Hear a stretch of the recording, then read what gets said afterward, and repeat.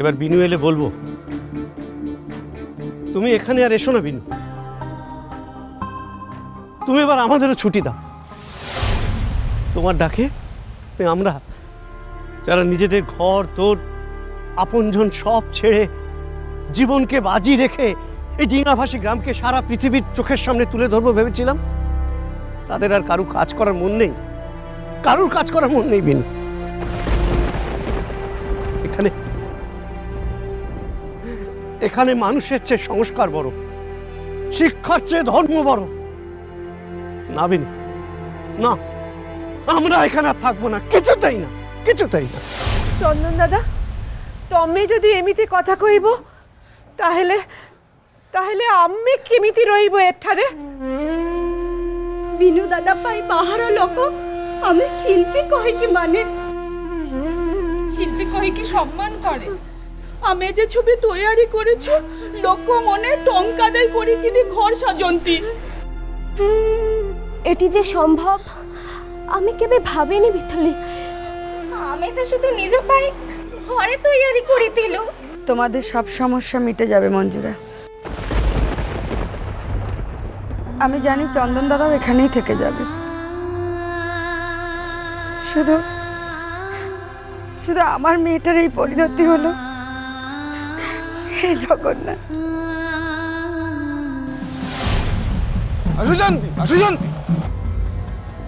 চন্দন দাদা, চন্দন দাদা, ওই দেখো শয়তানটা আসিছে, সঙ্গে কাকে কাকে ফোরালি আসিছে, ওই দেখো।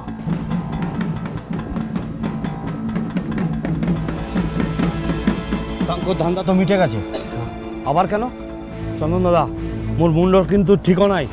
এবার যদি ভালো মন্দ কোনো কথা কহে দেয় তাহলে কিন্তু সোজা দেহরে হাতও তুলে দেবো, কোনো কথা শুনিব না। ওদেরকে চলে যেতে বলো চন্দন দাদা, চলে যেতে বলো ওদের। বলো আমার যা সর্বনাশ করার ছিল সব তো করা হয়ে গেছে, তাহলে আবার কেন এসেছো ওরা? কেন?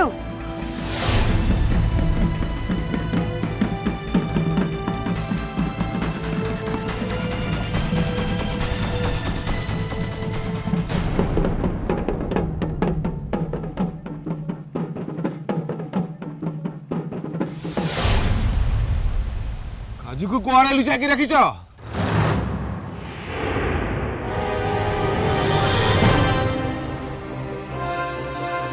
কি?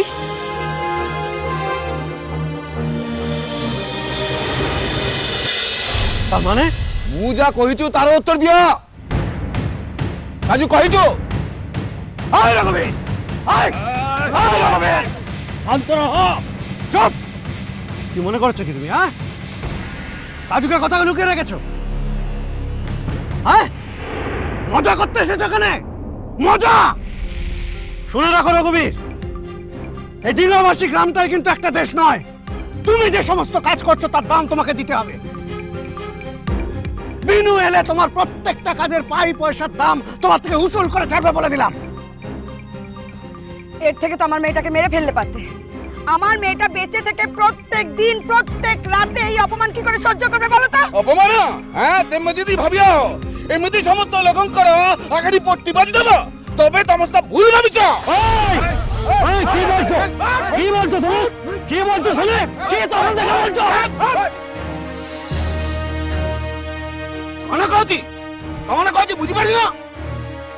যাচ্ছে মু মন্দির এই মাস্টার মেয়েটাকে ভাড়া দিচ্ছিলাম, ওই মাস্টার মেয়েটা কাল রাতে মন্দির থেকে পলাই গেলা। চন্দন দাদা, চন্দন দাদা আমার মেয়েটা নিশ্চয়ই গলায় ধরে দিয়েছে, নয়তো সমুদ্রে ডুবে মরেছে। এবার আমার মেয়েটা সত্যি সত্যি মরেছে চন্দন দাদা, এবার আমার মেয়েটা সত্যি সত্যি মরেছে। না অবশ্যই না। এই রঘুবীর, এবার যদি আমরা থানায় গিয়ে বলি হ্যাঁ আমাদের মেয়েটা তোমাদের কাছ থেকে হারিয়ে গেছে, আমাদের মেয়েটা তোমরাই ক্ষতি করেছো, তখন তখন কিভাবে নিজেদের বাঁচাবে বলো? চন্দন দাদা, সেসব কই কি কোনো লাভ হবে না।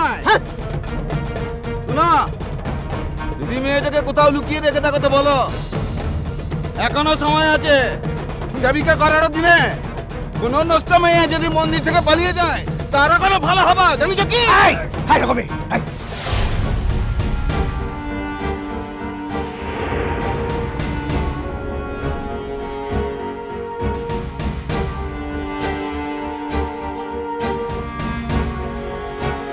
সত্য দাদা,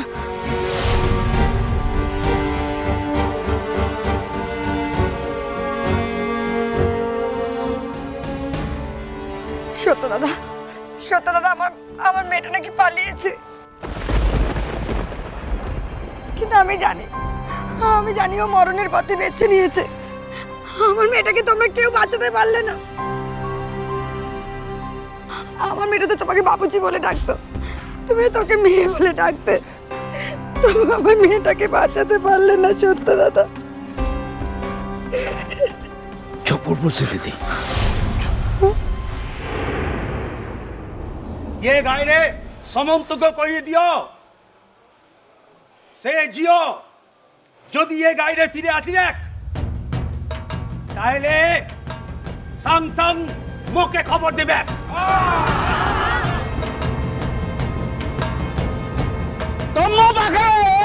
তম্ম পাখে কোনো ভি খবর হব আমাকে জানাইব। ও বিনোদনের ডরে সত্য গোপন করিব নাই। জগন্নাথ আছি তুমি খেতি হবা, বুঝি পারছ? আসুচন্তি আসুচন্তি।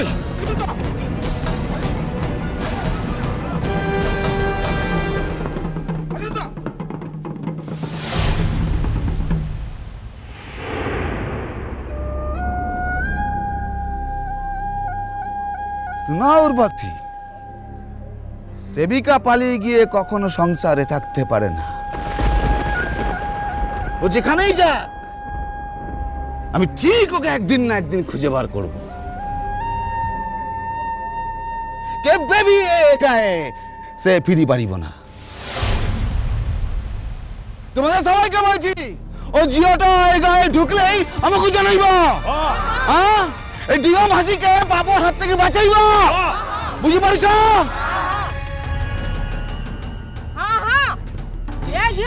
শান্তি দেয়নি কি আজ भी দাওনি?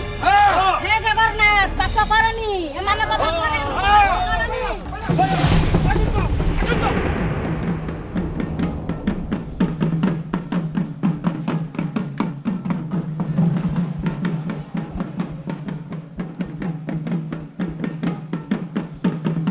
সত্য সত্য চন্দন দাদা, উর্বশী দিদি,